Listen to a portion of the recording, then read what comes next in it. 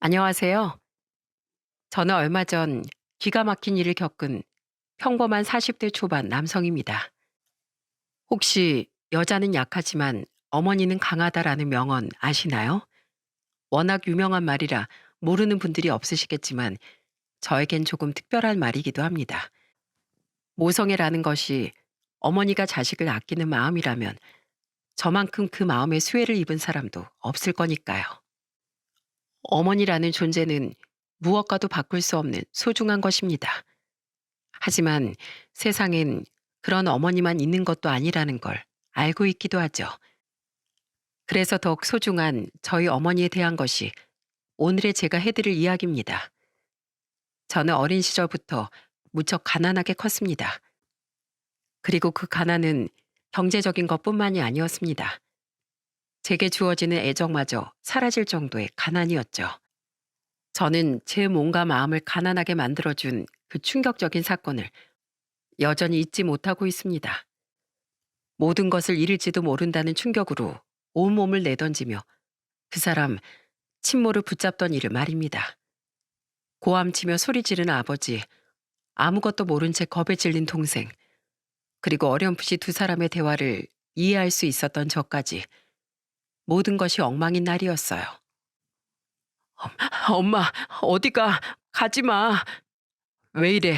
손 안 치워? 제발 나도 내 인생 좀 살자. 너 같은 짐덩이 데리고 못 가. 그치만 엄마잖아. 엄만 내 옆에 계속 있을 거잖아. 미쳤니? 내가 왜 이 집 구석에 계속 있어야 돼? 돈도 지지리도 못 버는 인간에 거지 새끼 같은 애들 둘에 내가 미쳤었지. 저런 인간 새끼를 둘이나 낳았으니. 수철이 너 내 말 잘 들어. 너 어딜 가든 나보고 아는 척하지 마. 너 이혼이 뭔지 아니? 네 아버지랑 엄마랑 헤어진다는 이야기고 그건 너도 이제 내 자식이 아니라는 뜻이야. 알아들어? 그렇게 차갑고 냉랭한 말에도 저는 친모의 치맛자락을 붙잡을 뿐이었습니다. 이렇게 버티면 나도 데려가 주지 않을까 하는 헛된 희망을 가지고 말이죠. 나도 데려가. 제발 나도 데리고 가, 엄마. 하지만 친모는 이제 막 9살이 된 저와 저보다 더 어린 동생마저 놔둔 채 집을 나가셨습니다. 그날은 짐과 몸만 챙겨나갔는데 어느 날 학교에서 돌아와 보니 아버지가 온 집안을 뒤집어 놓으셨더라고요. 이 망할 옆에 내가 돈이며 통장이며 다 털어갔네. 아이고, 몸만 나가는 척 하더니 나중에 와서 집안의 돈을 싹 쓸어갔어. 수철아, 우리 어쩌면 좋냐. 당장 밥 사 먹을 돈도 없어. 안 되겠다. 내 이 옆편에 집에 전화라도 해야지. 그렇게 아버진 어디론가 전화를 걸었습니다. 그 사람 지금 어딨냐니까. 그게 내 전 재산인데 어떻게 그걸 다 들고 날라? 처남, 자네가 생각해봐. 그거 애들 키울 돈이야. 옆편 내가 바람이 나면 곱게 나갈 것이지. 어디서 그 돈에 손을 대? 아들들한테 부끄럽지도 않대? 뭐? 짐덩이라고 했다고? 그 여자가 남자한테 미쳐도 단단히 미쳤나 보네. 지 배 아파 낳은 자식들을 짐이라니. 저는 결국 참지 못하고 친모가 집을 나간 지 몇 개월 뒤 친모를 찾아갔습니다. 옆집에 오지랖 넓은 할머니가 저희 친모가 어디 갔는지 안다고 하시더군요. 그렇게 어렵게 찾아간 친모였는데 그 사람은 저를 알아보고는 놀라 저를 때리며 내쫓기 바빴습니다. 네가 여기가 어디라고 날 찾아와? 이 거머리 같은 게. 지아빨 빼다 박아서 집요하긴 얼마나 집요한지. 어서 가. 너 다음에 나 찾아오면 내 손에 죽어. 그렇게 내쫓기면서 그 집 안에 있던 저보다 더 나이 어린 아이 둘을 보았습니다. 그 친모라는 사람의 밑에서 얼마나 시달렸는지 불안하고 두려워하는 표정으로 가득했어요. 그제야 전 친모를 마음속에서 놓아버렸습니다. 그럼에도 제가 번듯한 직업을 가지고 잘 클 수 있었던 이유는 단 하나였어요. 제가 10살 때 저희 집에 데리고 온 새로운 어머니, 그 어머니의 사랑 때문이라고 지금도 생각합니다. 첫 만남은 어색하고 두려웠습니다. 둘 다 이리 와라. 너희 어머니가 될 뿐이다. 인사하고. 안녕하세요. 네가 수철이구나. 안녕. 앞으로 우리 잘 지내보자. 그렇게 내밀어 오는 손을 쭈뼛쭈뼛 잡았던 기억이 납니다. 그리고 맞잡은 손에서 흘러 들어오는 온기가 눅눅하게 가라앉아 있던 제 마음을 따스하게 만들어줬어요. 어머닌 그날부터 저희 집에서 함께 생활하기 시작했습니다. 그리고 어머니가 집에 오시곤 집안의 활바람이 가득 넘치기 시작했어요. 특히 어머니가 들어오고 달라진 건 아버지였습니다. 아버진 좋은 분이셨지만 저희와 가깝진 않으셨어요. 항상 바빠서 저희는 멀리 놀러 간 적이 거의 없었는데 어머니가 들어오고선 아버지도 바뀌셨어요. 우리 아들들 오늘은 엄마가 동물원에 가고 싶다고 하는데 같이 가줄 수 있을까? 그럼요. 지금 갈 거예요? 오늘? 신난다. 저 호랑이 보고 싶어요. 호랑이. 아빠, 오늘 동물원 가요? 나도 이제 친구들한테 자랑할 수 있겠다. 이 녀석들 그렇게 좋아? 미안하다. 아버지가 너희들한테 신경을 많이 못 썼구나. 내 일에만 정신이 팔려서 지금이라도 자주 놀러 다니자. 그래서 가족 사진도 많이 찍고 추억도 많이 만들고. 좋지, 아들? 네. 그렇게 어머니가 가고 싶단 이유로 여기저기 놀러도 많이 다니게 됐거든요. 저희가 가자고 하면 떼쓰는 것처럼 보이니 어머니가 먼저 말씀해 주신 거였어요. 저희가 가고 싶은 곳에 가고 싶다고 말입니다. 재혼이셨지만 참 사이가 좋은 부부였어요. 어린 제 눈에도 보일 정도로요. 게다가 아버진 친모와의 헤어짐을 겪고 많이 힘들어하셨지만 어머니를 만나고부턴 더 좋은 가장이 되기 위해 노력하셨습니다. 그리고 그 노력 덕분인지 저희는 점점 아버지의 관계를 돈독히 만들어가고 있었어요. 모든 것이 새로운 저희 어머니 덕분이었습니다. 그래서 전 어머니를 더욱 존경하고 좋아하게 되었죠. 그렇지만 헤어짐은 소리 소문 없이 저희를 찾아왔어요. 아버진 제 나이 13, 초등학교 6학년 때 일을 하시다가 사고로 돌아가셨습니다. 여보, 이렇게 일찍 가면 우린 어떻게 해요? 이 어린 두 아들을 두고 왜 먼저 가는 거예요? 약속했잖아. 나 꼭 행복하게 해준다고 약속했잖아. 큰 소리로 우는 어머니를 보며 전 어떻게 어머니를 달래야 하나 그 걱정뿐이었습니다. 하지만 어머니는 장례식이 끝난 뒤로 눈물을 보이지 않으셨어요. 마치 울면 모든 게 무너진다고 생각하는 듯 꾹 참고 계셨습니다. 저희가 어머니를 따라 울까봐 걱정하시는 것 같았죠. 4명의 가족은 3명의 가족이 되었고 집안은 천천히 기울어가기 시작했습니다. 돈이 없으니 친구들과 어울리지도 못했고 그 탓에 친구들에게 놀림도 많이 받았어요. 지금 생각해보면 어린애들 장난 같은 괴롭힘이지만 그 당시엔 가슴에 사무치는 그런 말들이었죠. 이런 거 살 돈도 없냐? 너흰 아빠가 없어서 그래. 우리 엄마가 가난한 애들이랑은 놀지 말라고 했어. 동생은 그런 이야기를 들을 때마다 욱해서 친구들을 때리거나 화를 냈어요. 그럴 때마다 어머님 불려갔고 전 그런 어머니를 보고 있을 수만은 없어 동생에게 진지하게 말했습니다. 영호야, 형 이야기 잘 들어. 너 계속 그렇게 화내고 사람 때리다간 정말 엄마까지 우리 곁에서 사라질지도 몰라. 그래도 괜찮아? 엄마가? 제 말에 동생이 깜짝 놀라 절 쳐다보면서 되묻더군요. 그 모습이 사뭇 진지했습니다. 그래, 이 바보야.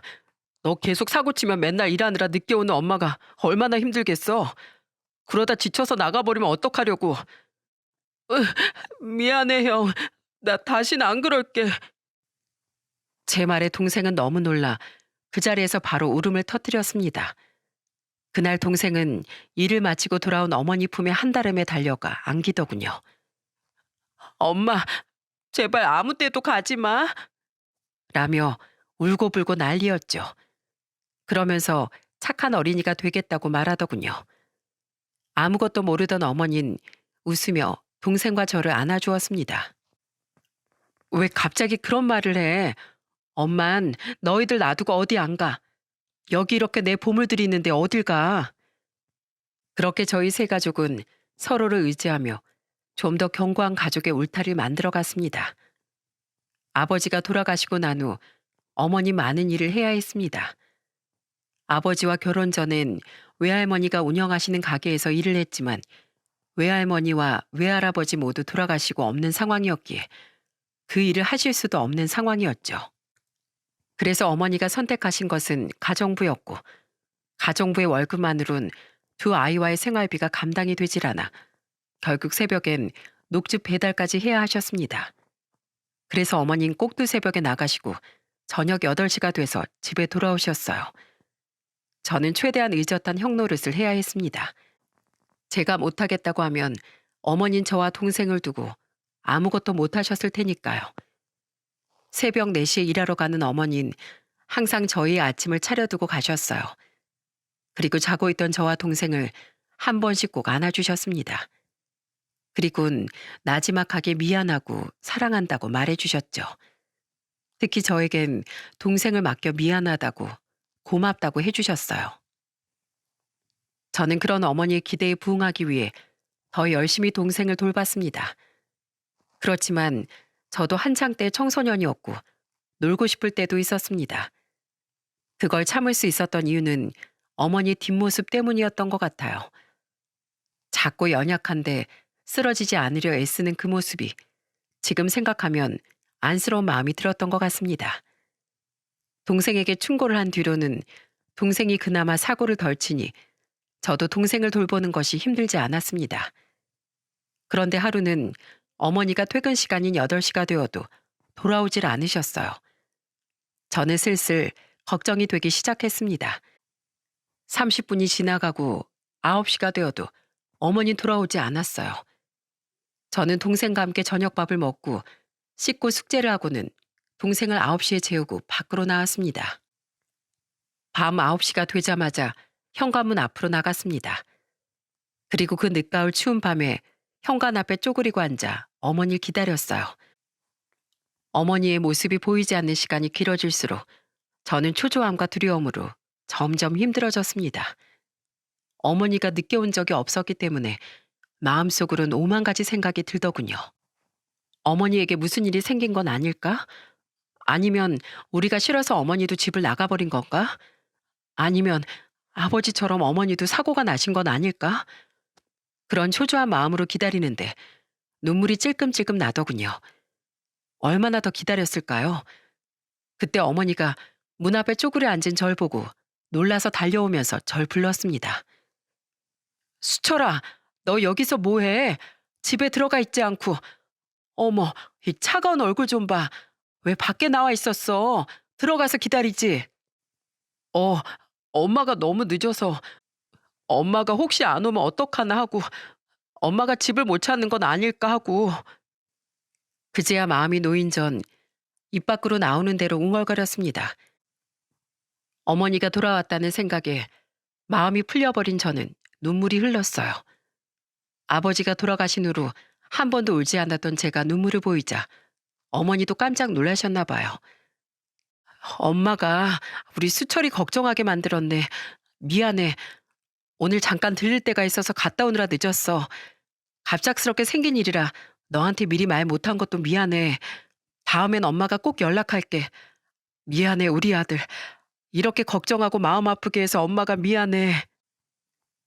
결국 그날은 저도 어머니도 둘이서 그 밖에서 부둥켜 안고 눈물을 흘렸습니다. 그렇게 집 안으로 들어온 어머니는 차가워진 제 몸을 녹여주려 라면 하나를 얼른 끓여주셨어요. 그때 그 맛은 지금도 잊지 못할 정도로 맛있었습니다. 그 뒤로 어머니 늦게 오는 일은 없었어요. 늦을 땐 항상 말을 하셨고 그래서 전 안심했죠. 그렇지만 저는 몰랐습니다. 여자 혼자서 아이를 키우며 산다는 것이 얼마나 힘든 것인지 말입니다. 그냥 제 할 일만 잘한다고 어머니를 짓누르던 책임감과 피로가 사라지진 않는다는 것 또한 몰랐죠. 제가 고등학교에 들어갔을 무렵이었습니다. 그날 아침 어머닌 드물게 늦잠을 주무셨어요. 힘든데 겨우 일어나신 것 같았죠. 걱정하는 저에게 걱정하지 말라며 약 먹고 나면 괜찮아질 거라며 집에 있던 종합 감기약을 2알 먹고는 일을 하러 나가셨어요. 어머니를 보며 오늘은 쉬시라고 말씀드리고 싶었지만 저는 그 말을 꺼내지 못했네요. 그리고 그 찝찝했던 마음은 곧 후회가 되어 돌아왔어요. 그날 저녁 집에 돌아온 어머니는 저녁 식사 준비를 하다가 쓰러지셨습니다. 저는 너무 놀라 경황이 없었어요. 뭘 해야 할지도 모른 채 어머니만 계속 불렀죠. 어머니 이마는 뜨거웠고 몸은 축 늘어졌어요. 어머니 폰으로 구급차를 불러 병원으로 향했지만 저는 아무것도 모르는 그냥 학생일 뿐이었어요. 응급실에 갔더니 감기 몸살과 과로인 것 같다고 하더군요. 약을 잘 먹고 며칠 푹 쉬면 좋아질 거라는 말을 들었지만 저는 도무지 안심이 되지 않았어요. 동생을 집으로 돌려보내고 엄마를 지켜보는데 한숨이 절로 나왔습니다. 고등학생인 나는 아직 어머니를 지켜줄 수 없구나 싶은 마음에 고등학교 졸업 전에 공장에 취직이라도 해야 하지 않을까 하는 생각을 했어요. 어머니를 이대로 무리를 하도록 만들고 싶지 않았거든요. 당시엔 제 성적이 좋은 편이어서 선생님은 대학 진학을 목표로 했으면 좋겠다고 저를 설득했지만 저는 이번 일을 통해 진학에 대한 생각을 버리려고 했어요. 차라리 일찍 취직하는 게 어머니와 집에 더 보탬이 되지 않을까 생각했거든요. 그렇게 골똘히 앞으로 일에 대해 생각하고 있는데 어머니가 눈을 뜨셨어요. 저는 놀라 소리쳤죠. 엄마, 정신 들어? 수철아, 여기 병원이야? 엄마 밥하다가 쓰러져서 불러도 대답도 없고 구급차까지 부를 필요는 없었는데 수철이가 많이 놀랐나 보네. 엄마 그냥 단순한 감기인데 최근에 잠을 잘 못 자서 힘들었나 봐. 이제 엄마 다 나았으니까 집으로 돌아가자. 어머니 그렇게 말하며 간호사를 불렀습니다. 저는 이대로 집에 가는 게 불안했어요. 엄마, 입원하고 있다가 의사 선생님이 가라고 하면 가. 또 무리하다가 넘어지면 어떡해. 그럴 일 없어. 그리고 병원에 오래 있으면 병원비도 많이 나와. 엄마 돈 많이 모아야 하거든. 이런 데서 쓸데없이 돈 쓰는 건 낭비야. 그러니까 집으로 돌아가자. 엄마, 나도 잘 모르지만 엄마가 일을 2개나 하면 생활이 좀 넉넉해 하는데 꼭 그렇지도 않잖아. 우리가 돈을 펑펑 쓰는 것도 아닌데 돈은 다 어디에 가는 거야? 저는 단순하게 어머니가 일을 줄였으면 하는 마음으로 물었던 거였어요. 엄마가 돈을 악착같이 모으는 건 너희가 앞으로 대학을 가거나 결혼을 하면 써야 할 돈이 생기기 때문이야. 아무것도 없으면 막상 일이 닥쳤을 때 아무런 도움도 되지 못하잖니. 적어도 너 하고 싶어 하는 건 시켜주고 싶어서 그래. 난 대학 갈 생각 없어. 그러니까 엄마 무리 그만하고 일 하나로 줄이고 모아놓은 돈으로 엄마 좀 편하게 살아. 나도 빨리 취직해서 엄마 도울게. 수철아, 엄마 무리하는 거 아니야. 우리 아들 미래를 위해서 힘내는 거야. 오늘은 엄마가 잘못했고 미안해. 하지만 다음부터는 엄마도 좀 더 신경 쓸게. 그리고 대학에 안 가기엔 네 성적이 너무 아깝잖니. 그러니까 다른 생각 말고 대학교 가. 지금은 좀 힘들어도 네가 원하는 대학 나와서 원하는 직장 들어가면 언젠가 엄마에게 더 도움될 일이 있지 않을까? 그러니까 미리 포기하지는 말자. 돈이 없으니 집에 돌아가자는 어머니를 도울 수 있는 방법은 돈을 많이 버는 직업을 가지는 것이었어요. 저는 곰곰이 생각했습니다. 돈을 많이 벌 수 있고 어머니가 힘들 때 도움이 될 수 있으면서 어머니가 자랑스러워할 만한 직업. 문과인 제가 노려볼 수 있는 건 변호사였습니다. 합격하고 취직만 하면 어머니를 괴롭히는 가난 따위 다 사라질 거라고 생각했거든요. 그날 오밤중에 집에 들어온 전 어머니를 집에 쉬도록 하고 어머니가 하고 있던 아침 배달 일을 대신 나가게 됐습니다. 다행히 방학이었기 때문에 어머니 대신 딱 이틀을 나갈 수 있었는데 생각보다 강도 높은 노동에 깜짝 놀라기도 했어요. 그날 오전 배달 일을 어머니 대신 하고 왔더니 어머니가 제게 또 사과를 하시더군요. 아들, 미안해. 공부할 시간도 없는데 엄마 일 돕도록 만들어서 아휴, 내가 능력이 없어서 널 계속 힘들게 하는 것 같아서 처연하게 말씀하신 어머니를 뒤에서 꼭 끌어안아 드렸어요. 엄마, 나한텐 엄마가 제일 소중해. 내가 공부를 열심히 하는 것도 엄마를 위해서니까 제발 건강해. 아프지 말고. 엄마가 우리를 위해 얼마나 많은 힘을 내고 있는지 알아. 그러니까 그런 말 말어. 난 엄마가 있어서 버틸 수 있어. 엄마가 있기에 우리도 힘내는 거야. 제 말에 어머니는 제 손을 토닥토닥 두드려주며 눈물까지 흘리셨어요. 그 뒤로 저는 열심히 공부를 했고 결국 법대에 합격했어요. 한 사람 몫에 어엿한 사람이 되기 위해 어머니 끊임없이 일하며 제 뒷바라지를 해주셨습니다. 동생은 동생대로 진지하게 자신의 미래를 생각했어요. 그리고는 대학을 가지 않겠다고 했죠. 정말로 동생은 고등학교 졸업과 동시에 조선소에 취업을 하더군요. 어머닌 대학 자금을 모아두었으니 대학에 가도 된다고 했지만 동생은 공부에 뜻이 없다고 말하더군요. 그렇지만 몇 달 안 돼서 동생의 진심을 알 수 있었어요. 형, 내가 대학을 간다 한들 바뀌는 건 없겠지만 형은 달라. 머리도 좋고 충분히 변호사가 될 수 있을 거라고. 그런데 엄마가 요즘 많이 안 좋으시잖아. 계속 고생하게 만들 수도 없고. 내가 일하고 형 뒷바라지 할게.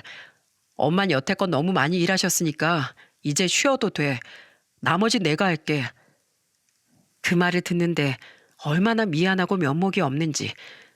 원래라면 장남인 제가 제 인생을 포기하고서라도 가족을 지켜야 하는데 모두가 저의 성공만을 바라는 것이 너무나 미안했습니다. 그렇지만 저는 동생과 어머니의 모습을 보며 더 의지를 단단히 했습니다. 성공해서 꼭 변호사가 돼서 이 빚을 어머니와 동생에게 꼭 갚겠다고 다짐했죠. 두 사람의 희생이 없었다면 절대 저는 변호사가 되지 못했을 겁니다. 변호사가 되고 30대 초반에 저에게도 여자친구가 생겼어요. 첫 번째 여자친구는 저만 바라보는 착하고 순수한 여자라고 생각했죠. 집에서도 결혼 이야기가 나오고 있었고 크게 모난 부분도 없는 것처럼 보여 어머니와 식당에서 만날 약속을 했어요. 함께 인사를 드리려고요. 식당을 예약하고 어머니를 데리러 가려고 했는데 어머니는 한사코 직접 나가겠다며 데리러 오지 말라고 하시더군요. 그렇게 식당에서 어머니를 기다렸습니다. 여자친구와 자리에 앉고 화장실에 잠깐 다녀오겠다고 하고 돌아오는데 식당 홀이 무척 시끌시끌하더군요. 도대체 누가 이렇게 식당에서 난리를 치나 싶은 생각을 하며 제자리로 돌아오는데 저희 자리에서 벌어지는 일에 깜짝 놀라고 말았어요. 바로 제 여자친구가 어머니에게 삿대질을 하며 날카로운 목소리로 엄청 화를 내고 있더군요.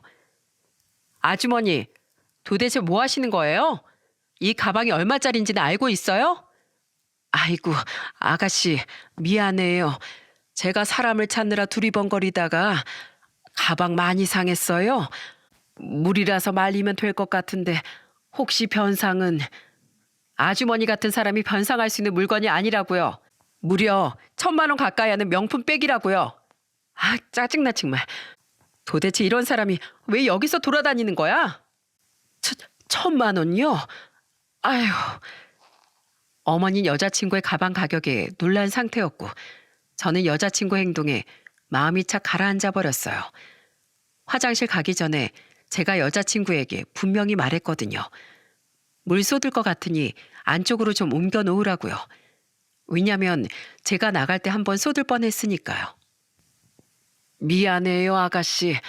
내가 그렇게 큰 돈은 없는데 일을 어쩌지? 미안하면 다해요? 제가 오늘 어떤 자리에 나온 건 줄 알고나 있으시냐고요. 이 꼴로 예비 시어머니를 어떻게 봐요? 난처한 어머니의 얼굴을 보고 있으려니 화가 확 치밀어 오르더군요. 게다가 그 예비 시어머니를 쥐잡듯 잡는 여자를 보며 분노보다 더 부끄러워지기 시작했습니다. 저 사람이 원래 저런 사람이었나 하는 생각과 제가 얼마나 사람 보는 눈이 없었는지 알게 됐거든요. 너 지금 뭐 하는 거야? 어? 지금 왔어? 글쎄, 이 사람이 물 쏟아서 가방이 다 젖어버렸어. 이 상태로 어머니 못 만나는데 어떡해? 수철아, 어머니 오셨어요? 죄송해요. 네가 왜 죄송해? 엄마가 너 찾아 두리번거리다가 이 아가씨한테 실수를 좀 했어. 그런데 이 아가씨가 네 여자친구니? 그 말에 대답이 나오질 않았어요. 어머니에게 화만 낸 저 여자를 어떻게 제 여자친구라고 소개할 수 있을까 싶었죠. 그리고 여자친구도 자기가 여태 화내던 아주머니가 자신이 만나야 할 상대인 걸 알고 하얗게 질린 표정이더군요. 수철 씨, 저기 이거는 변명은 필요 없어. 미안하다. 없던 일로 하자. 그리고 우리도 이제 그만 헤어져.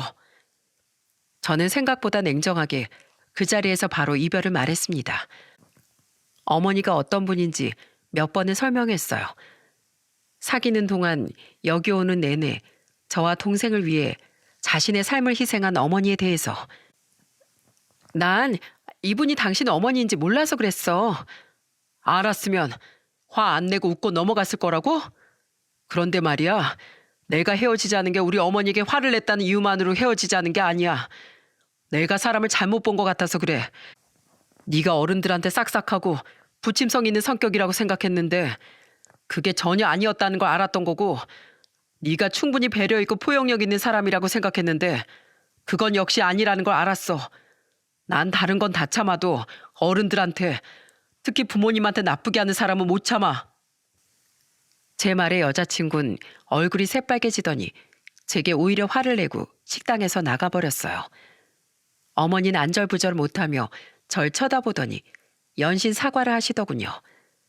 어머니가 사과해야 할 일이 아니었는데 어머니는 제 일만 관련되면 언제나 사과부터 하셨어요. 그게 너무 죄송했죠. 사과를 해도 제가 사과를 했어야 하는데.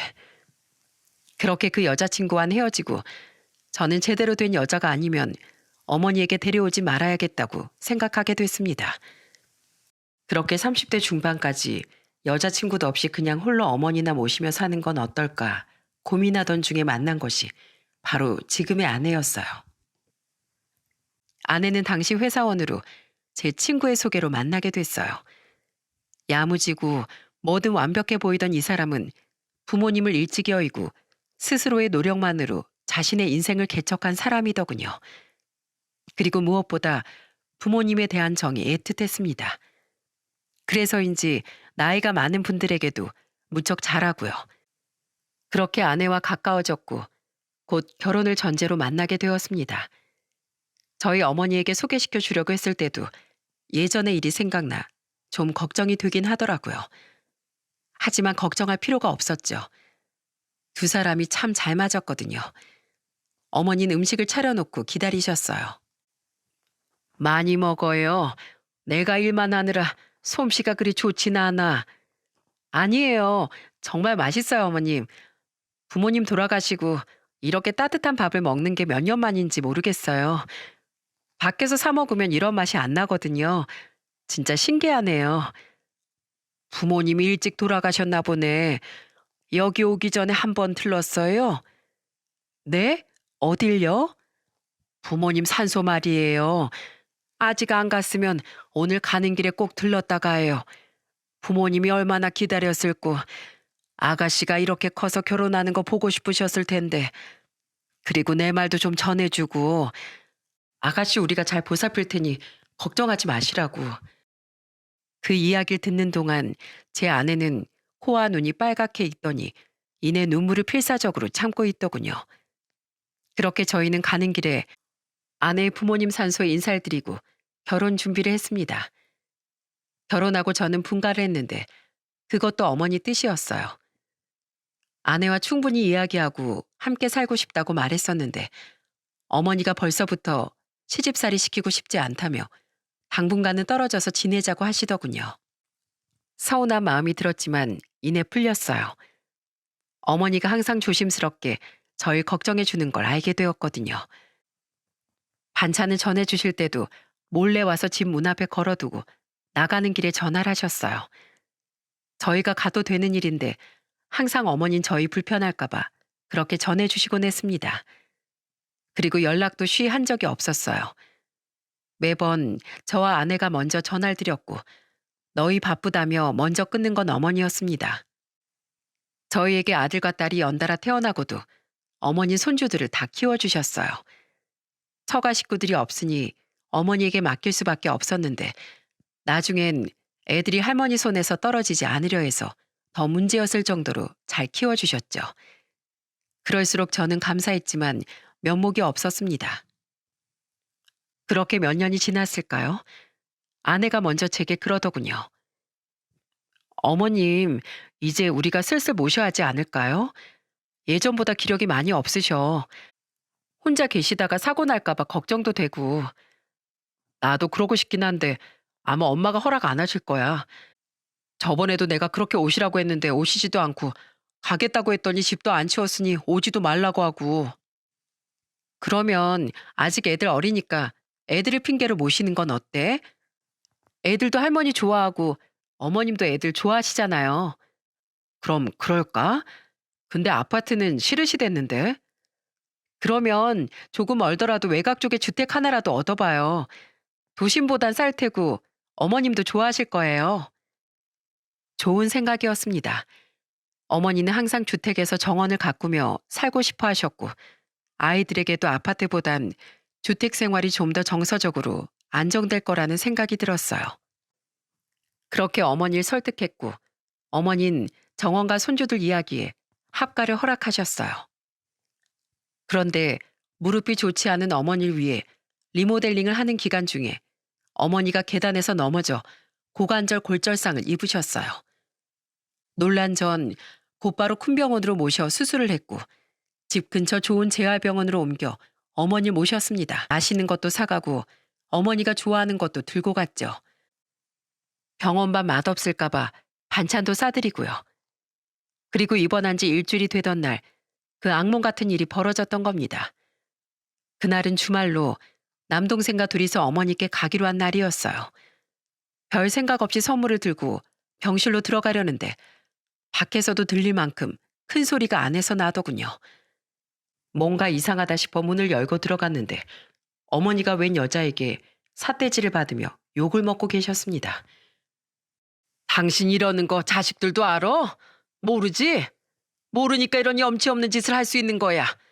이 도둑 고양이 같은 년. 네가 어디서 안주인 행세를 해? 어?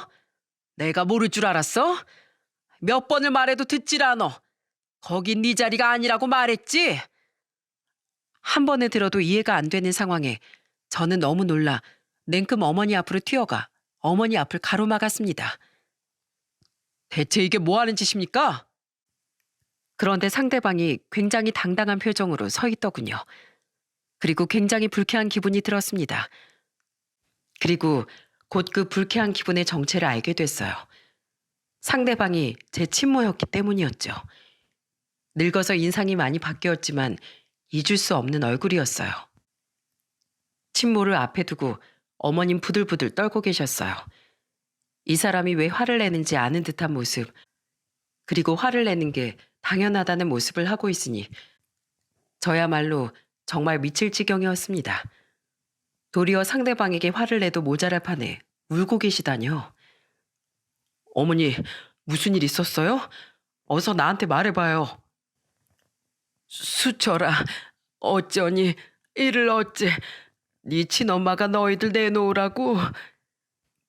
어머니는 선뜻 말하지 못하고 내내 울먹이며 제 팔만 부여잡았습니다. 하얗게 물든 손끝이 얼마나 필사적인지 말해주는 듯해서 저도 어머니 손을 꽉 붙잡아드렸어요. 울긴 왜 울어? 네가 뭘 잘했다고 울어? 며느리며 아이들한텐 진짜 엄마 노릇하면서 즐거웠지? 아주만 입 좀 다무세요. 어머니, 대체 왜 그런 소리를 듣고 가만히 있으셨어요? 사실 네 친엄마가 여러 번 날 찾아왔었다. 나더러 당장 너희들 앞에서 사라지라고. 그래야 자기 자리를 찾을 수 있다고 날 협박했어. 이 행복을 깨고 싶지 않아서 돈도 지어주고 사정사정도 해봤지만 전혀 통하질 않더구나. 그러면 오늘 여기 온 것도 다 어머니 협박하려고 찾아온 거예요? 오늘은 너희들 너희들하고 같이 살겠다고 데려가려고 왔다는구나. 어이가 없었습니다. 아니, 분노로 머리가 뜨거워졌어요. 우리 아들 계모 밑에서 그동안 얼마나 힘들게 컸겠어. 내 자식들은 너희뿐이야. 그러니 우리 세 가족 이제부터 같이 살자. 저런 여잔 침덩어리야. 내가 너희들 곁으로 돌아올 테니까 이제 저런 여잔 안 모셔도 된다. 당신이 왜 제 어머니입니까? 집 주소는 어떻게 하셨어요? 내가 네 친모인데 당연히 동사무소 가서 물어봤지. 등본 떼니 다 나오더구나. 우리가 진짜 가족이니까 말이야. 설마 양육이란 의무는 저버렸으면서 부양이란 의무를 받으러 오신 거예요? 제가 모를 거라고 생각하셨나 본데 전 다 기억하고 있어요. 당신이 우리 두 형제 매정하게 뿌리치고 집 나가던 그 순간까지 모조리 다. 제 말에 침몰하는 그 여잔 순간 말문이 막힌 듯 말을 잇지 못하더군요. 저는 몸을 돌려 차게 식은 몸으로 심하게 주눅들어 제 눈도 보지 못하고 있는 어머니에게 물었습니다. 어머니, 왜 저딴 여자 말에 당하고만 있으셨어요?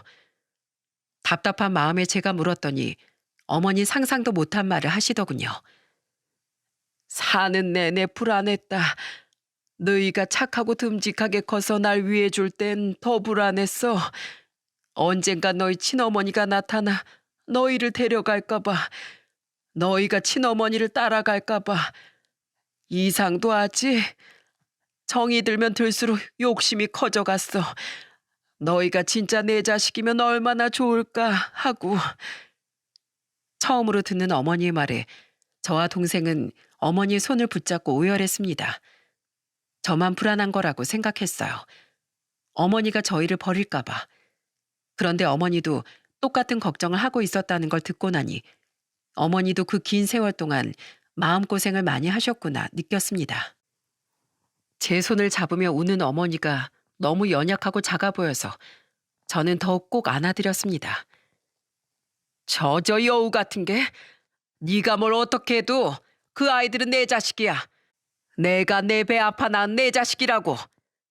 저희 어머니 살면서 저희한테 싫은 소리 한 번 안 하셨어요.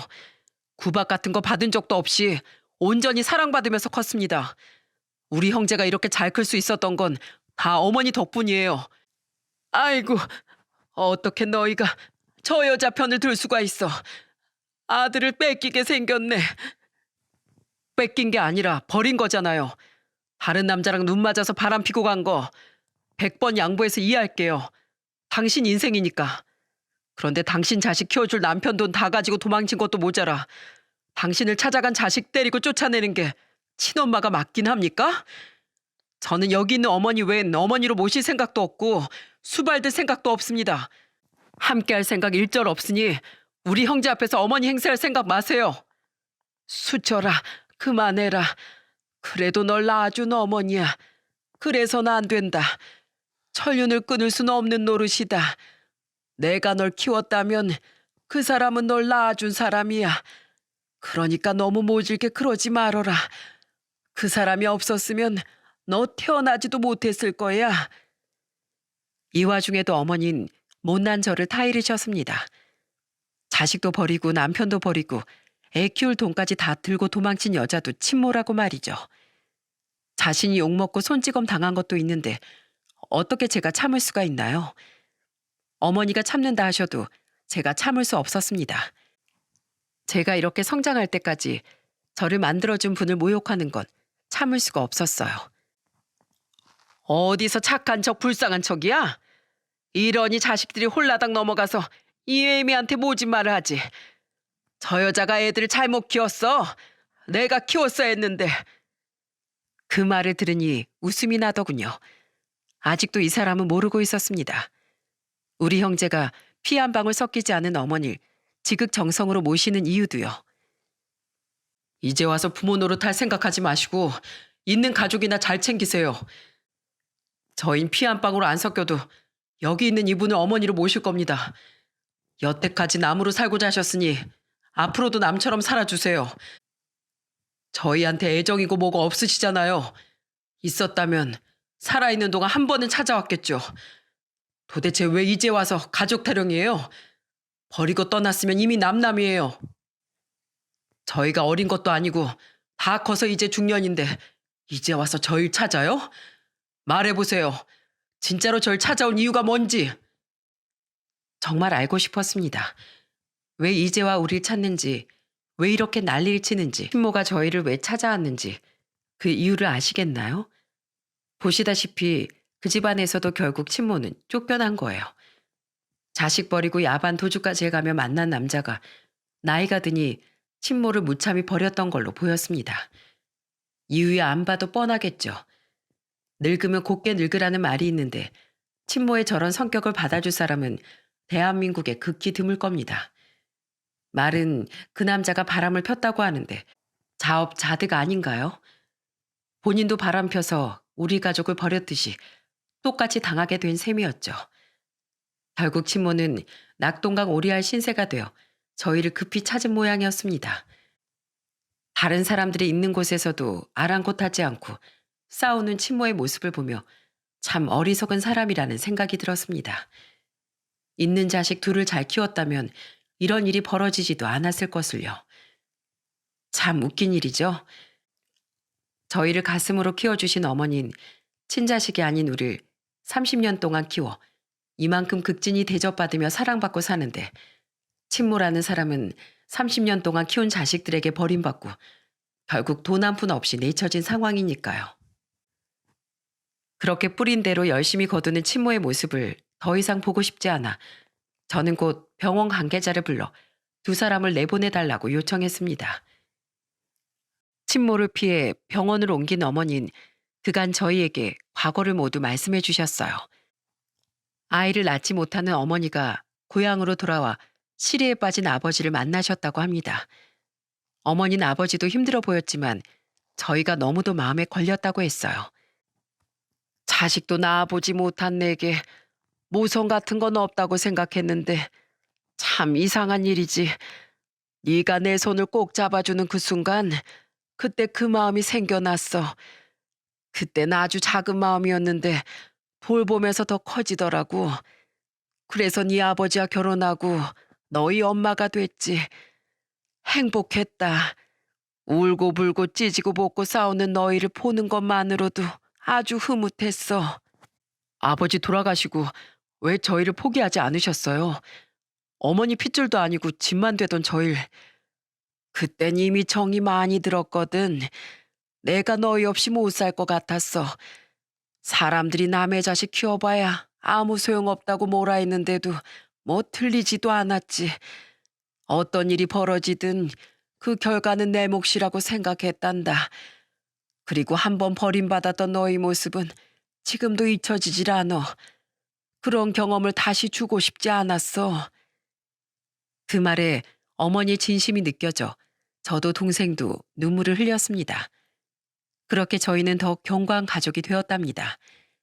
저는 어머니에게 제가 꽁꽁 숨겨두었던 마음도 말씀해드렸어요. 어릴 때 어머니가 제 친어머니가 아니라는 걸 알고 무서웠어요.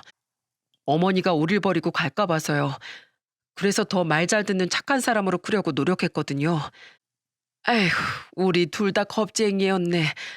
이렇게 다 말하고 나면 별거 아닌 것을 그땐 왜 그렇게 꽁꽁 숨겼어야 했을꼬.